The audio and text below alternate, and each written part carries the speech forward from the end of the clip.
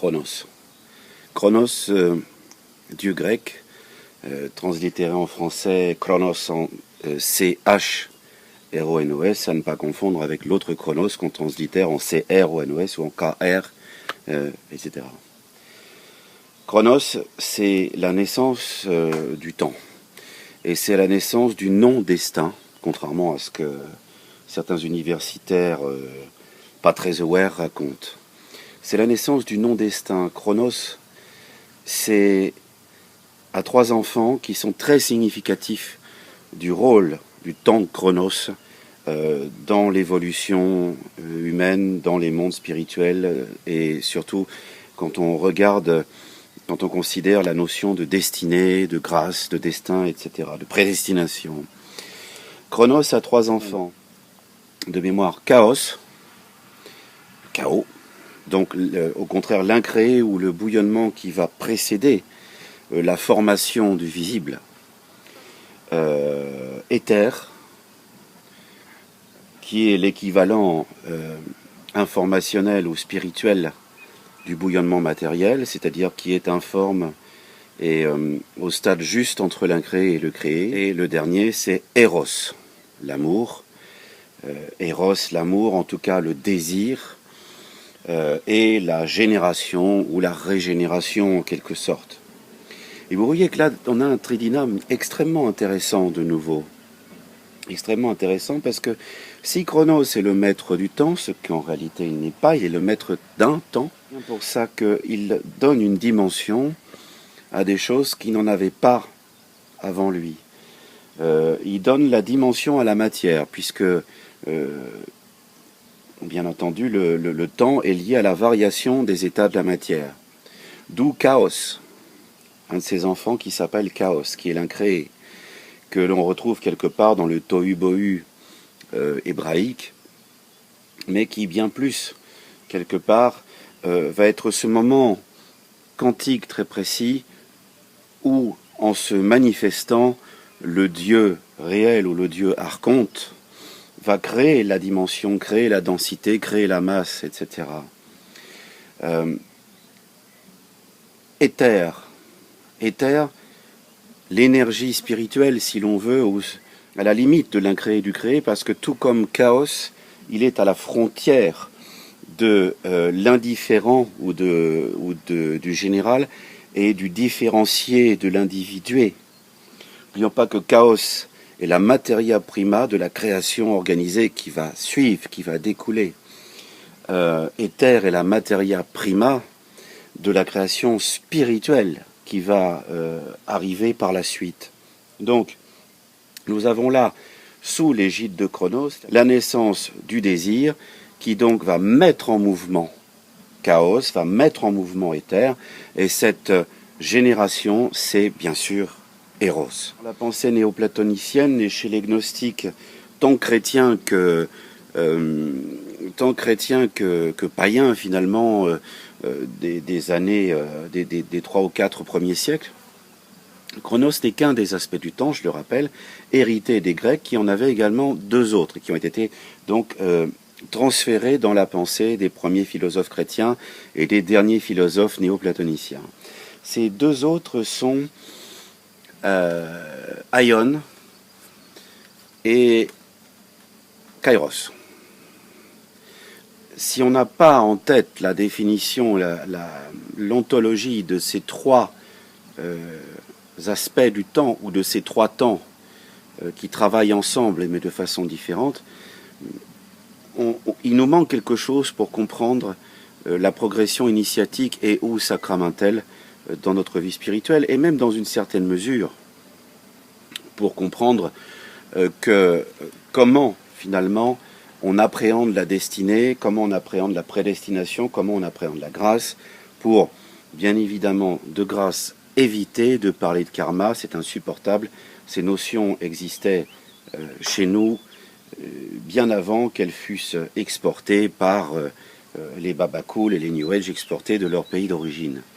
Alors, Chronos, pour y revenir, donc ce Dieu qui crée la matière première et qui crée donc matière première matérielle, le chaos, matière première spirituelle, l'éther, et qui crée l'agent capable de les mettre en mouvement, de les mettre en production, en génération, c'est-à-dire Eros, ce chronos devient plus tard, chez les néoplatoniciens et les gnostiques, le synonyme d'un temps linéaire. C'est pour ça qu'il n'est pas lié, contrairement à ce qu'on raconte, à la notion de destin individuel. Il n'est même pas lié à la notion de destin collectif.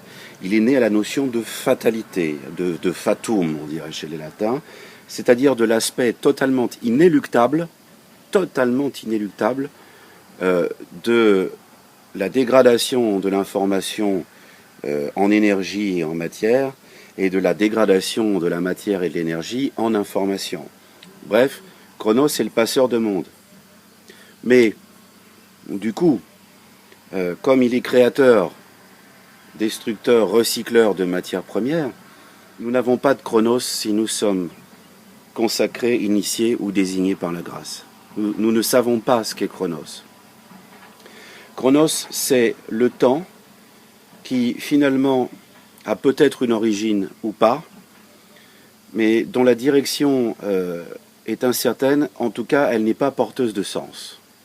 On pourrait représenter Chronos finalement comme une ligne droite qui aurait pour origine un point, au-delà duquel point on serait dans l'information, dans le non créé, de l'autre côté du mur de Planck, et dans l'autre direction, on va vers l'infini de la non-destinée de l'univers. C'est-à-dire, nous sommes dans le perpétuel renouvellement du chaos et de l'éther et la perpétuelle réindividuation de, finalement, ces deux mondes.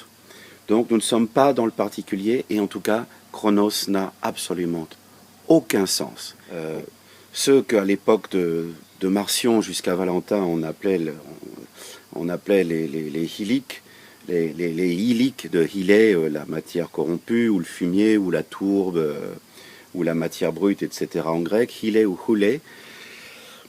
Les hyliques étaient regardés par les philosophes gnostiques comme des gens dépourvus de sens de la vie, dépourvus de questionnement et dépourvus de prédestination.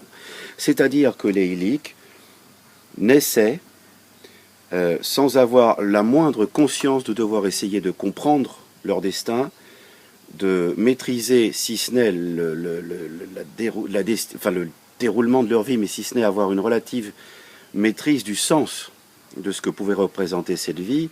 Et en tout cas, la vie n'avait pas de terme déterminé, ou alors les hyliques, et c'est souvent le cas, sont des nihilistes, et ils pensaient, et pensent toujours, que du fait qu'ils ne voient pas d'évidence à ce que leur vie soit dirigée par un sens et réglée et éventuellement orientée par une destinée, eh bien ils ne se poseront aucune question. Autrement dit, le hylique, l'individu hylique, est entièrement géré par le chronos, en ce sens qu'il part de nulle part, qu'il va, il ne sait pas où, lui pense qu'il ne va nulle part. Par conséquent, sa vie ne peut en aucun cas être réglée par des considérations métaphysiques et spirituelles, et bien sûr, et cela en découle, de considérations eschatologiques ou sotériologiques. Voilà. Mais Chronos, donc, n'est pas le seul maître du temps.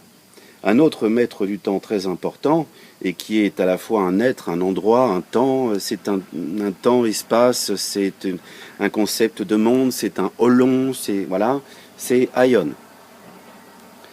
Aion est un métonyme. Il faut absolument comprendre pourquoi c'est un métonyme.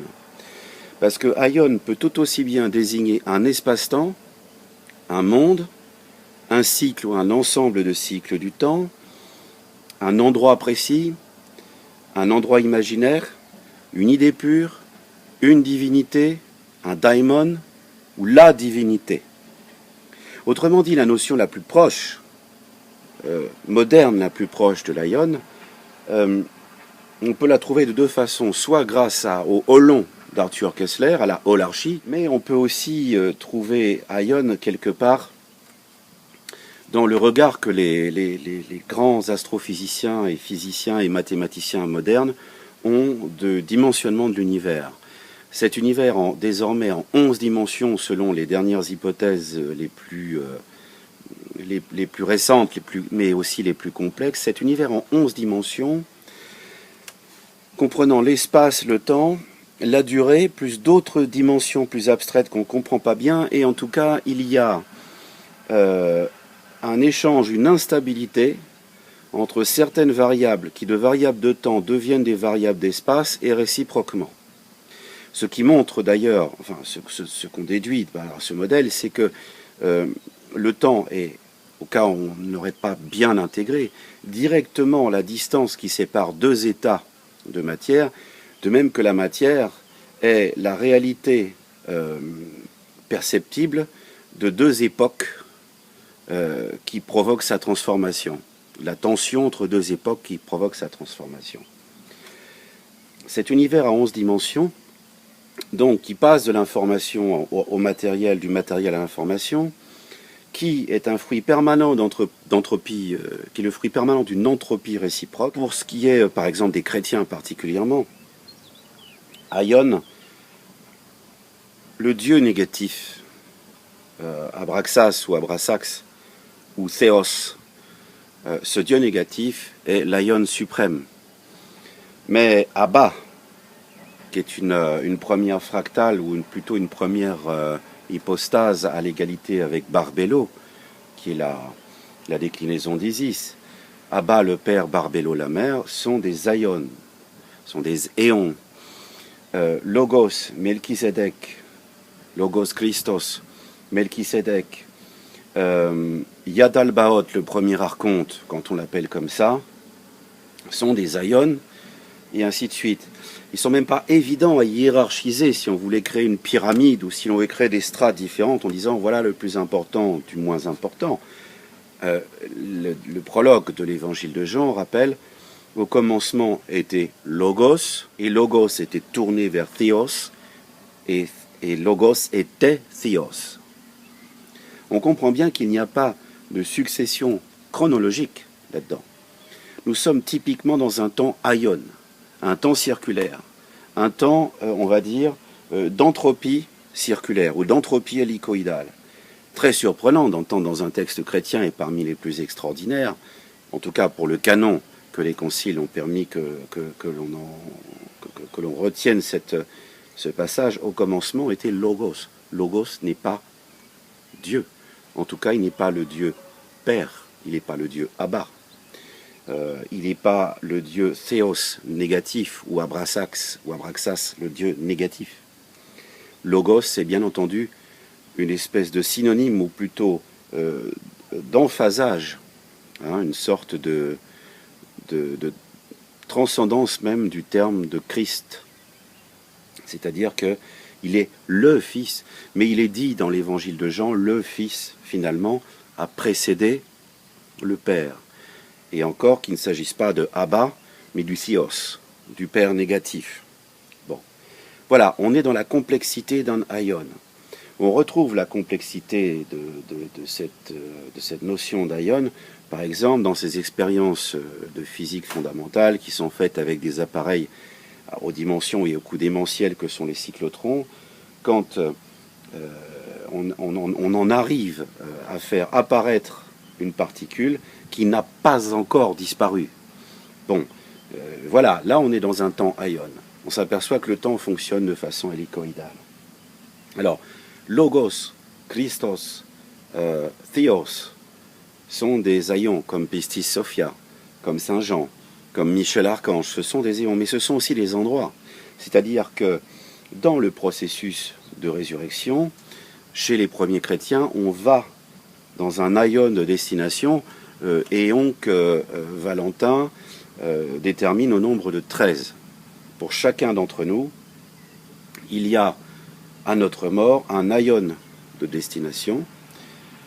Cet Aion, et il y a le 14e qui est caché d'ailleurs, encore une autre histoire, cet Aion de destination va être le lieu provisoire avant la résurrection, ou alors, et ça c'est peut-être le 13e ou le 14e Aion, il va être le lieu de résurrection, précisément, et même pour être plus explicite, le lieu d'une résurrection avant plusieurs autres. Donc ce sont des lieux, mais ce ne sont pas des lieux physiques, ce ne sont pas des lieux, ce ne sont pas des topologies.